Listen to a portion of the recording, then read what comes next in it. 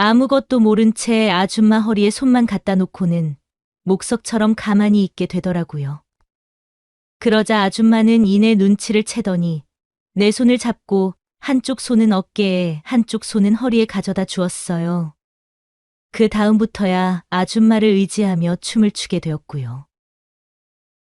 오늘 준비한 사연은 20대 중반의 남자가 공장에서 만난 아줌마와 하룻밤을 보내면서 일어난 이야기입니다. 사연 시작하겠습니다. 공장에서 그녀를 만난 지가 벌써 10년도 넘은 것 같아요. 다들 20대 중반 시절이 기억이 날지 모르겠지만 난 그때 꿈도 없고 앞으로 뭘 하며 살아가야 할지 모를 때였거든요.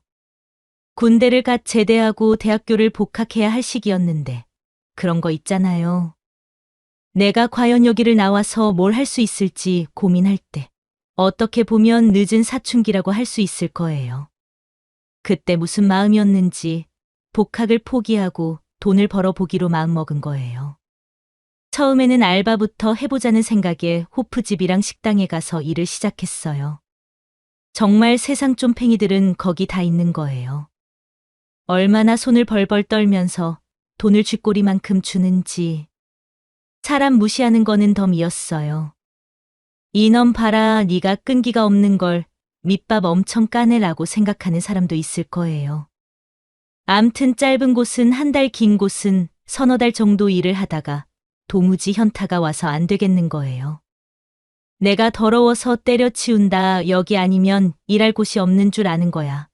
뭐 이렇게 시원하게 소리 한번 지르고 나오고 싶었지만 내가 그렇게 강한 남자는 아니라서 그냥 몸이 안 좋다고 말하고는 나와버렸어요. 그때는 부모님이랑 같이 살고 있어서 벌어놓은 돈으로 2달 정도는 걱정 없이 살았던 것 같아요. 하지만 그 돈이 오래 갈 수 있나요? 주머니에 10만 원 정도 남았을 때 다시 일자리를 구하기 시작했어요. 구인 사이트를 보며 이리저리 일자리를 찾다가 이상하게 공장 구인이 눈에 들어오는 거예요. 한 번도 공장에서 일해 본 적도 일을 해볼 생각도 없었거든요. 지금 생각해보면 왜 지원했는지도 갸우뚱한데 하나는 확실하게 배웠던 것 같아요. 아니, 깨달았던 것 같아요. 인생을 깨닫거나 집 나가면 고생이다 이런 걸 깨달은 건 아니고 내가 연상을 좋아한다는 걸 거기서 알아버렸던 거예요. 참고로 지금 와이프도 나보다 7살이 많아요. 각서라고 입사 지원서를 넣고 면접 보고 하다 보니 보름쯤 지나고 나서야 공장으로 첫 출근을 할 수 있게 되었어요. 신입이라 시키면 시키는 대로 시다만 주구장창하게 되었지요. 한 달쯤 지나니 어느 정도 일들이 눈에 들어오기 시작하였고 문제점도 생겼어요. 일이야 어떻게든 참아가며 하겠는데 주 야간 시스템 때문에 매주 낮과 밤이 바뀌는 거는 정말 빡시더군요. 일주일마다 밤낮이 바뀌는데 젊어서 버틴 거지 나이 먹어서도 계속했다면 아마 살이 찌다 못해 터져버렸을 것 같아요. 이건 야간 해본 사람들은 무슨 말인지 알 거예요. 야식은 기본이고 야간하고 나와서 남들 일하러 갈 때 해장국 집에 들어가서 소주 한 잔은 정말 달달하거든요. 잡소리는 여기까지 하고 이제부터 글을 적은 진짜 이유. 공장에서 만난 아줌마에 대해 이야기를 해드릴게요. 공장에 들어가고 나서 어느 정도 지났을 때 몸이 너무 힘들어서 집에서는 도저히 출퇴근을 못하겠는 거예요. 곰곰이 생각을 하다가 이사를 결심하였고 몇 달 동안 월급을 최대한 모아서는 공장 근처 원룸으로 이사를 할 수 있게 되었어요. 지금이야 원룸 같은 곳에 들어가면 풀옵션으로 침대며 TV 이런 게 다 있지만 지방이기도 했고 내가 원룸을 구할 때는 그런 식으로 변할 때라 아무런 옵션이 없었어요. 어쩔 수 없이 부모님 집에서 쓰던 침대며 TV를 챙겨가게 되었고 부피가 너무 커서 도저히 차 없이는 안 되겠는 거예요. 그렇다고 이삿짐 센터를 부르기에는 짐이 작기도 해서 그냥 용달을 불러서는 이삿짐을 옮기게 되었어요. 이사를 시작하고 1시간쯤 지나고 침대가 들어갈 때 갑자기 누가 지나가면서 말을 거는 거예요. 어머, 안녕하세요. 집이 멀다고 하더니 이사 오시나 봐요. 이사 온 동네에서는 아는 사람이 있을 리가 만무해서 눈이 동그랗게 변한 채 그녀에게 되물었어요. 아, 안녕하세요. 혹시 저희가 만난 적이 있었나요? 땡땡씨, 나 모르겠어요? 평소에는 작업복을 입고 있어서 몰랐지만 자세히 보니 이내 누군지 기억이 났어요. 같은 라인에서 일을 하지만 대화는 한 번도 해보지 못한 아줌마인 거예요. 복장도 금방 목욕탕을 갔다 왔는지 얇디 얇은 티셔츠에 머리는 덜 말려서 젖어 있었고 한 손에는 목욕 바구니를 들고 있었거든요. 집이 멀다는 거는 어떻게 알았어요? 같이 일하던 누구 있잖아요. 거기가 나랑 같이 일하는 사람 남편이에요.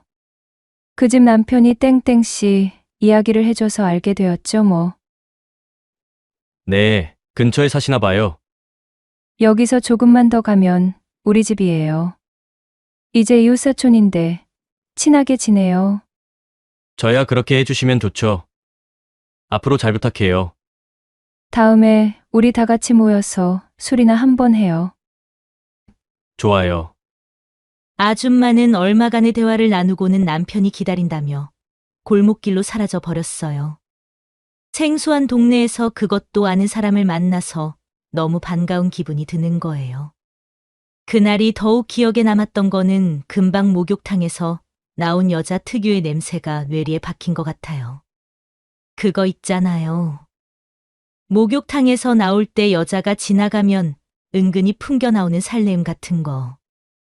암튼 아줌마가 사라지고 혼자서 여운을 느끼며 혼을 빼고 있을 때 용달 아저씨가 빨리 하자고 소리쳐서 겨우 정신을 차릴 수 있었어요. 다음 날부터는 다시 반복되는 일상으로 돌아가게 되었고 아줌마의 기억은 머릿속에서 거의 지워지게 되었어요. 그런 나날을 계속 보내다가 하루는 우연히 아줌마랑 술을 먹게 되는 일이 생겨버린 거예요. 평소와 마찬가지로 일을 마치고 같이 일하는 형님이랑 공장 근처에서 반주를 하고는 집으로 돌아오는 길이었어요. 휴대폰을 보면서 집으로 걸어가다가 내일 먹을 햇반을 사려는 생각에 집 근처 편의점으로 가게 되었어요. 그런데 편의점 앞에서 웬 여자가 등을 돌린 채 술을 먹고 있는 거예요. 편의점에 가보면 간단하게 맥주나 라면 같은 거 먹을 수 있게 놔둔 테이블에서 말이에요. 뒷모습만 보였지만 몸매 라인이 다 드러나는 원피스를 입고 있어서 저도 모르게 눈길이 갔어요. 라면이랑 햇반 그리고 생수 큰 거 하나 사서 봉지에 넣어서 나왔고 왠지 모를 아쉬운 기분으로 집으로 향해 발걸음을 돌리는데 그 여자가 갑자기 부르는 거예요. 야, 어디 가냐? 누님을 봤으면 인사를 하고 가야지. 그냥 가는 거야? 조명이 어두워서 그런지 아무리 눈에 힘을 주고 봐도 누군지 잘 모르겠는 거예요. 가까이 다가가기에도 술 취한 여자가 아무 사람 붙잡고 시비를 거는 것 같기도 해서 이러지도 저러지도 못하고 가만히 서 있었어요. 그런데 그 여자가 뜻밖의 내 이름을 부르는 거예요. 땡땡아, 정말 그냥 가는 거야? 그때서야 가까이 다가가서 확인을 해보니 이사할 때 말을 걸었던 그 아줌마였어요. 이 시간에 여기서 뭐 하세요? 뭐 하긴 보면 몰라. 술 먹고 있잖아. 공장에서도 그렇고 그날 이후 동네에서 한 번인가 두 번인가 더 마주친 적이 있었지만 반말은 한 적은 없어서 이미 만취를 했구나 생각이 드는 거예요. 얼마나 드신 거예요? 왜 나 취했을까봐. 이미 취하신 것 같은데요. 너도 날 무시하는 거야? 느닷없이 무시한다며 시비를 걸어서 그냥 집으로 갈까 진심 고민했어요. 그런데 차마 갈 수 없는 게 처음에는 몰랐다가 몇 마디 주고받고 나서 아줌마 얼굴이 엉망인 걸 알게 되었거든요. 길거리를 못 다닐 정도로 엉망은 아니었는데 좀 부었다고 해야 되나 색도 좀 얼룩덜룩하고 누구라도 무슨 일이 있었구나라고 생각을 했을 거예요. 무슨 일 있으신 거예요? 얼굴이 너무 안 좋으신데요. 아, 이거? 그냥 걷다가 넘어졌지. 누가 봐도 걷다가 넘어진 모습이 아니었지만 말 못할 이유가 있겠지 생각을 하고 더 이상 묻지 않았어요. 동생 한 잔 받아. 아줌마가 술을 주길래 한 잔 받아 먹고는 말 없이 편의점으로 가서 연고랑 안주를 계산하고 테이블로 돌아왔어요. 아줌마가 그냥 깡소주만 먹고 있길래 사온 안주를 테이블에 펼쳐주고 연고를 건네주었어요. 여기요. 이거라도 좀 발라요. 들고 있던 소주잔을 내려놓고는 연고를 건네봤더니 갑자기 아줌마가 우는 거예요. 얼굴은 엉망이 된 채 여자는 울고 있고 난 앞에서 우두커니 앉아 있으니 너무 난감했어요. 친한 사이가 아니라서 안아주기도, 그래서 진짜 어정쩡한 자세로 어깨를 토닥거려 주는데 왠지 모르게 짠한 감정이 느껴졌어요. 한참을 울던 아줌마는 휴대폰으로 얼굴을 보더니 애써 손으로 흔적들을 지우고는 연고를 바르더군요. 어느 정도 얼굴에 다 바르고 나서는 테이블 옆으로 다리를 빼내는 거예요. 아줌마는 다리 여기저기에 난 상처를 살피며 연고를 바르는데 아무 생각 없이 옆에서 지켜보다가 그 광경이 묘한 어색함을 흐르게 했기에 잠시 시선을 돌려야 했답니다. 그렇게 시간이 얼마쯤 지났을까 아줌마가 배시시 웃으면서 고마웠다고, 덕분에 기분이 한결 좋아졌다고 말해 주었어요. 연고를 다 바르고 둘이서 1시간 정도 더 먹었는데 쉬지도 않고 신세 한탄을 하더군요. 대충 어떤 상황인지는 알겠다고, 이유가 어떻게 되었든 새벽에 여자 혼자서 이렇게 술 먹고 있으면 다른 봉변을 당할 수 있으니 어서 집에 들어가라고 말해 주었어요. 아줌마는 뭔가를 생각하더니 대답도 안 하고 가만히 있는데 문득 이런 생각이 들었어요. 남편이 아줌마를 찾고 있지는 않을까? 그럼 나랑 있는 장면을 본다면 빼박인데.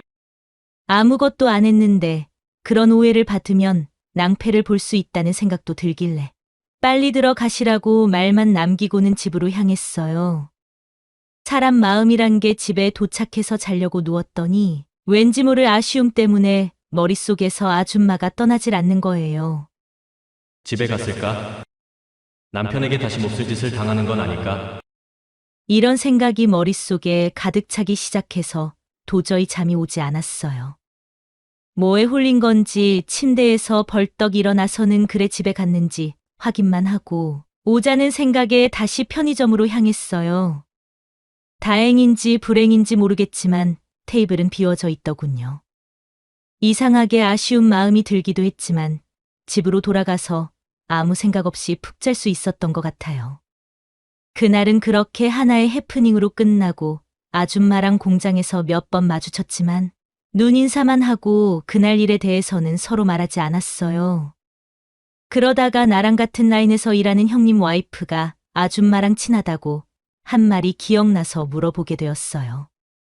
형님 땡땡 아줌마 잘 알아요? 그럼 잘 알지. 마누라 친구잖아. 그런데 거긴 왜? 아니요. 같은 동네이기도 하고 조금 이상한 것 같기도 하고. 뭐가 이상해? 멀쩡한 여자를 놔두고. 아니요. 그런 이상한 게 아니고요. 그럼 뭐? 그 집 남편은 어떤 사람이에요? 갑자기 그 집 남편은 왜? 빙빙 돌리지 말고 그냥 말해봐. 그럼 정말 궁금해서 그러는데 그 집 남편 주먹 쓰는 것 같던데 맞나요? 네가 그걸 어떻게 알아? 그날 편의점에 있었던 일들을 형님에게 모두 말해 주었어요. 아줌마랑 있었던 일을 모두 듣고 나서 주위를 한번 둘러보더니 그 집 남편에 대해 말해주기 시작했어요. 평소에는 사람 참 점잖하고 와이프한테도 잘하는데 술만 먹으면 이유 없이 그렇게 아줌마를 괴롭힌다고 하는 거예요.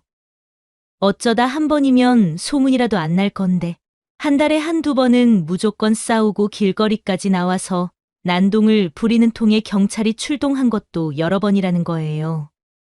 지난번에는 남편한테 너무 심하게 당해서 일주일 동안 출근을 못한 적도 있다고 했어요.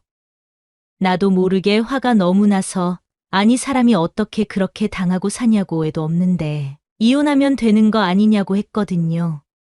그 말에 형님이 말하기를 자기 와이프도 도와줄 테니 이혼을 하라고 했는데 아줌마가 그건 절대 안 된다고 이유를 말해준 게 있다고 했어요. 그건 아줌마의 과거 이야기였고 안타까운 사연의 시작은 7살부터였어요. 어린이날에 아줌마 부모님이랑 놀이공원을 가다가 교통사고가 일어났고 천만다행으로 아줌마는 무사했지만 부모님은 돌아가시게 되었다는 거예요. 하루아침에 천의 고아가 되었지만 다행인지 이모가 키워주셨고 그럭저럭 사랑을 받고 자랐다고 했어요.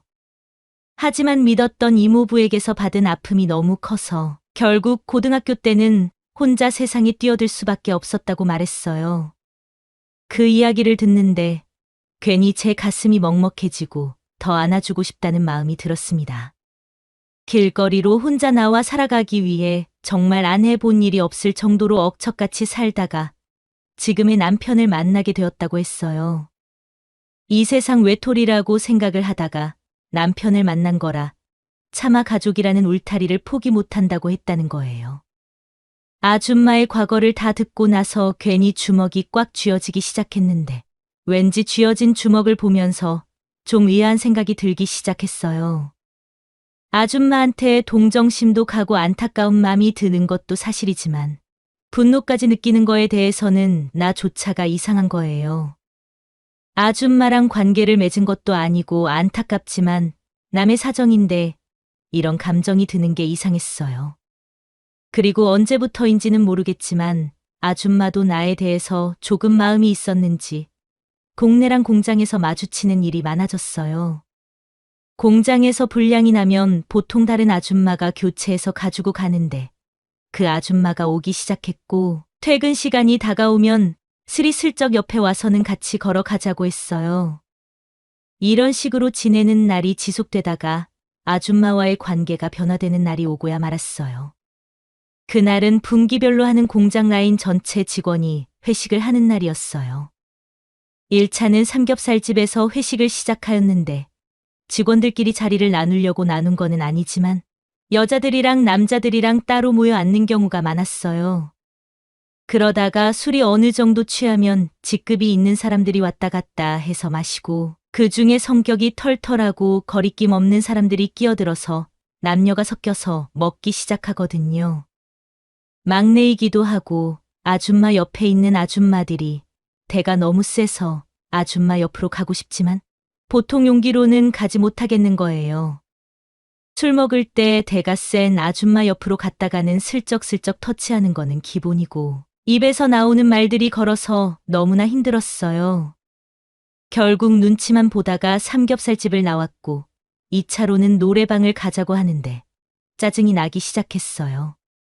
왜냐하면 아줌마가 1차만 하고 집으로 가거든요. 짜증이 난 기분을 삭히려는 생각에 구석으로 가서 담배를 한 대 피우면서 무리들을 바라보는데 이게 웬걸 아줌마가 2차를 가려고 여자들 사이에 끼어 있는 거예요. 기쁜 마음이 들킬세라 얼른 무리가 있는 곳으로 가서 2차를 가자고 재촉했어요. 노래방에 도착해서는 신이 나서 카운터에 맥주랑 소주를 주문하고 방으로 들어와서는 노래도 부르고 탬버린도 흔들면서 분위기를 띄웠어요. 그 와중에도 틈틈이 아줌마와 눈빛을 주고 받기도 했고요. 그런데 그걸 몰랐네요. 내가 탬버린을 치면서 애교를 부리니 형님들과 아줌마들이 다 같이 우르르 나와서는 좋다면서 폭주하기 시작하는 거예요. 분위기가 점점 무르익자 장난기 많은 아줌마들이 저를 놀리기 시작했어요. 어휴, 우리 막내 오늘 인기 폭발이네. 살살해라. 내일 출근해야지. 하며 모두 웃으며 장난을 쳤어요. 저는 얼굴이 벌개져서 어쩔 줄 몰랐고 그 모습이 더 웃겼는지 다들 깔깔 웃었어요. 그리고 여긴 참 이상한 게 처음에는 트로트를 부르면서 춤을 추다가 제 왕고가 중간중간 브루스를 기계에서 틀기 시작한다는 거예요. 그럼 짠 듯이 남녀 직원들 모두가 서로 짝을 맞춰서는 브루스를 추기 시작해요. 평소에 그런 짝들이 미리 존재하는 건지는 잘 모르겠지만 도저히 브루스 타임에는 나가서 못 추겠더군요. 트로트까지는 이해가 되지만 20대 중반의 브루스라니. 소파에 앉아서 모른 척하며 휴대폰을 보고 있는데 갑자기 누가 옆자리에 앉는 거예요. 젊은 사람이 분위기 띄워야지. 여기서 뭐해? 그러면서 내 손을 잡고는 잡아당기면서 춤을 추자고 하는 거예요. 너무 황당해서 벙쪄 있으니까 힘으로 끌어당겨서 결국 끌려나가게 되었어요. 그런데 그 순간 믿기 힘든 일이 일어났어요. 마음이 가고 있던 아줌마가 힘을 주던 아줌마 손을 잡아 세워버린 거예요.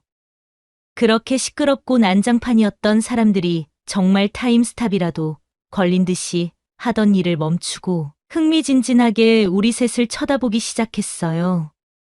제일 고참 아줌마는 난리 났네 난리 났어 라면서 웃음을 터뜨리고 남자 형님들은 오늘 집에 다 들어갔다고 놀리기 시작했고요. 당사자인 저는 어떻겠어요. 이걸 어떻게 하지?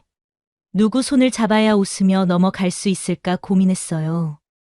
당연히 마음은 좋아하는 아줌마 손을 잡고 싶었지만 소문이 어떻게 날지 몰라서 차마 잡지도 못하겠고 당황하면서 땀만 뻘뻘 흘리고 있을 때 같은 라인에서 일하는 형님 와이프가 얼른 옆으로 와서는 중재를 해주기 시작했어요. 형수는 힘을 주던 아줌마에게 가더니 언니 조금 전에 한 번 놀았으니깐 이번에는 양보하자. 땡땡씨도 조금이라도 젊은 여자랑 브루스 쳐봐야지. 다행히도 내가 좋아하는 아줌마가 공장에서 제일 젊었거든요. 그 말이 떨어지자마자 주위에서도 잘 어울린다. 그래 언니가 양보의 등의 말들을 하기 시작했고 힘을 주던 아줌마는 애써 웃으면서 자리에 돌아가게 되었어요. 왕고는 다시 노래방 기계로 가 브루스를 처음부터 틀기 시작하였고 저는 그녀와 마주 서게 되었어요. 아줌마는 천천히 제 쪽으로 다가오며 손을 제 허리에 얹게 이끌었고 몸을 살짝 밀착시키며 부드럽게 움직이기 시작했습니다.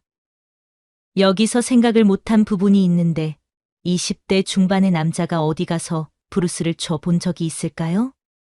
아무것도 모른 채 아줌마 허리에 손만 갖다 놓고는 목석처럼 가만히 있게 되더라고요.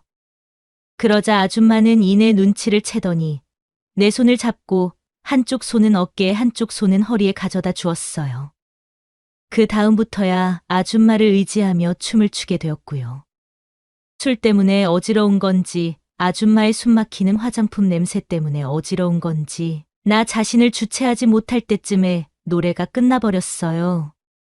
아쉬움을 뒤로한 채 사람들 시선 때문에 얼른 자리에 앉고는 맥주를 한 잔 들이키려고 하는데 아줌마가 내 옆으로 와서 앉는 거예요.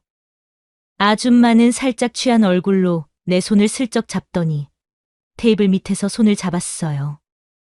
온 신경은 손에 가게 되었고 노래방 시간이 끝난지도 모를 정도로 정신이 없었어요. 그렇게 2차가 끝나고 공장 사람들에게 인사를 하고는 택시를 타려고 길을 건너는데 아줌마가 뛰어오더니 같이 가자고 했어요. 택시 안에서 다른 말은 주고받지 않고 손만 잡고 있는데 이 여자가 내 여자가 된 것 같다는 생각에 기분이 너무나 좋았어요. 택시에 내려서는 너무 아쉬워서 집 앞 편의점에서 맥주 한 잔 더 괜찮냐고 물어보니 자기도 목이 말랐다고 말하며 앞장서서 걷기 시작했어요. 얼른 뒤를 따르며 편의점에 들어가서 맥주 몇 개랑 마른 안주를 계산하고는 편의점 앞 테이블에 펼쳐놓았어요. 맥주를 한 캔 따서 건네는데 자꾸 아줌마가 주위를 두리번거리면서 사람들이 오는지 보았어요. 아무래도 동네이다 보니 눈치가 보이는 것 같길래 물었죠. 우리 집 갈래요? 아무래도 그게 좋을 것 같아요. 대답을 듣자마자 집으로 안내를 했고 그리곤 사랑을 나누었어요. 둘만의 시간이 끝나고 아줌마와 많은 대화를 나누게 되었고 아줌마의 슬픈 과거랑 지금 남편이 자기한테 한 일들을 말해 주었어요. 시간이 얼마나 빠르게 지나가던지 아줌마는 갑자기 시간을 확인했고 남편이 아마 기다리고 있을 거라고 하면서 급하게 소지품을 챙겼어요. 새벽에 여자 혼자 보내기가 그래서 발에다 줄 생각에 뒤를 따라서 나가니 정말 괜찮으니까 혼자 가게 내버려 두라고 했어요. 아줌마가 가고 못내 아쉬움을 뒤로 하고 있는데 아줌마 얼굴이 자꾸 떠오르고 저도 모르게 미소를 머금게 되는 거예요. 그날 이후 공장에서 둘만의 비밀스러운 눈빛을 주고받기도 하고 퇴근하고 나서는 같이 시간을 보내면서 사랑을 키워나갔어요. 정말로 행복했어요. 그러다가 하루는 혼자 술을 잘 안 먹는데 이상하게 소주가 땡기는 날이었어요. 저녁으로 짬뽕 국물을 주문해서 한 잔 먹고는 일찍 잠에 들어 버렸고 한참을 잤던 것 같아요. 너무 일찍 잠에 들어서 그런지 새벽에 눈이 떠졌는데 이상하게 다시 잠이 안 와서 휴대폰으로 게임이라도 해야겠다는 생각에 이리저리 찾아보았어요. 손으로 캄캄한 바닥을 더듬어서는 베개 뒤쪽에 있는 휴대폰을 찾아 화면을 켜보았는데 부재중 전화가 10통이 넘게 와 있는 거예요. 부재중 전화에는 아줌마랑 공장에서 같은 라인에서 일하는 형님이 찍혀 있었어요. 느낌이 갑자기 싸하기 시작했고 제일 처음 아줌마한테 전화를 걸었는데 꺼져 있었어요. 할 수 없이 형님에게 전화를 걸었고 새벽 시간인데 벨이 몇 번이 울리기도 전에 받았어요. 여보세요. 형님 전화하셨네요. 야, 너는 전화를 왜 그렇게 안 받는 거야? 깊게 잠들어서 전화 온 줄 몰랐어요. 됐고, 빨리 이리로 와. 어딘데 오라는 거예요? 여기 난리 났어. 땡땡씨, 지금 병원에 입원했단 말이야. 네? 그게 무슨 말이에요? 아니 병원이 어디예요? 형님은 병원을 알려주고는 무슨 일이냐고 다급하게 묻는 저에게 와보면 안다고 빨리 오라고만 했어요. 어떻게 병원까지 갔는지 생각이 안 날 정도로 정신없이 병원으로 향하였고 응급실 앞에서 형님을 만나 아줌마에게 갔어요. 커튼 너머 그녀는 창백한 얼굴로 누워 있었고 그 모습에 괜히 눈물이 차올랐어요. 아줌마는 나를 똑바로 쳐다보지도 못하고 힘겹게 왔어 라고 말하는데 분노가 올라오기도 하고 눈물을 흘리는 그녀를 보고 있자니 덩달아 나도 눈물이 흐르기 시작하는 거예요. 더욱더 비참한 거는 내가 그녀를 위해 할 수 있는 게 아무것도 없다는 사실이에요. 떳떳하게 남자친구라고 말할 수도 없고 입원해 있는 병원에서 그녀의 보호자로 나설 수도 없다는 게 너무나 비참했어요. 형님이랑 형수님에게 자리를 잠깐만 비켜달라 하고 그녀에게 물어보았어요. 정말 이혼 안 할 거야? 두렵다고 하더군요. 가족이 없어지는 게 너무나 두렵다고. 나를 만나고 있지만 이런 관계가 불안하고 아직 어리기만 한 나를 믿지 못한 거겠죠. 병실에 누워있는 아줌마를 보고 결심했어요. 이 여자를 내가 평생 지켜줘야겠다고. 나 한 번만 믿어줄 수 있나요? 아직 어리고 돈도 많이 모아둔 게 없지만 평생 나랑 웃으며 살게 해줄게요. 나 한 번만 믿고 결심해줘요. 내가 가족이 되어줄게요. 혼자 독백하듯이 진심을 전달하였고 아줌마는 눈물을 흘리며 고개를 끄덕여 주었어요. 여기까지 사연을 듣고 계시는 분들은 이미 눈치를 채셨겠지만 맞아요. 7살 연상의 와이프가 바로 그녀예요. 자기의 삶에 들어오는 걸 허락받은 나는 처음으로 시작한 일이 아내를 남편 집이 아닌 내가 살고 있는 집으로 들어오게 한 거예요. 혼자서 진행하기가 어려워서 이혼 전문 변호사도 구했고 시간이 오래 걸려서 그렇지 이혼은 어렵지가 않았어요. 증거가 차고 넘쳤거든요. 아내의 휴대폰에 그동안 당한 증거 사진들도 많았고 병원 진단서도 끊어서 첨부했어요. 이혼 과정 중에 아내의 전 남편도 처음 만나게 되었고요. 그 남자는 정말 강한 인상과 험악한 기운이 느껴지는 사람이었어요. 그런 사람이 아내에게 상처를 주었다 생각하니 마음 한켠이 너무 아프고 화가 치밀더군요. 하지만 더욱 다짐하게 되었어요. 아내를 위해 끝까지 함께하겠다고. 시간이 어느 정도 흐르고 나서 아내의 이혼은 해결되었고 이제 마지막 하나가 남아 있었어요. 그건 저희 부모님에게 결혼 허락을 받는 문제였어요. 갈 때마다 문전박대를 당하고 부모님에게 모진 소리도 들은 아내였지만 아내는 되려 저러시는 게 당연하다고 저를 위로해 주는 거예요. 얼마나 미안하던지. 부모님 마음도 이해가 안 되는 건 아니지만 상처를 너무 많이 받은 아내라서 미안한 마음이 컸던 것 같아요. 자식 이기는 부모 없다고 매주 찾아뵙고 진심을 보여드리니 결국에는 1년 만에 허락을 해주셨어요. 지금은 어떻게 살고 있냐고요? 아들 하나, 딸 하나, 떡 하니 놓고는 정말 행복하게 살고 있어요. 부모님도 손자, 손녀 보고 싶어서 자주 찾아오시고 지금은 웃음이 떠나지 않는 집이 되었고요. 괜히 옛날 생각이 많이 나서 이렇게 적어봤는데 적다 보니 너무 길게 적은 것 같네요. 두서없는 글 봐주셔서 너무 감사드려요.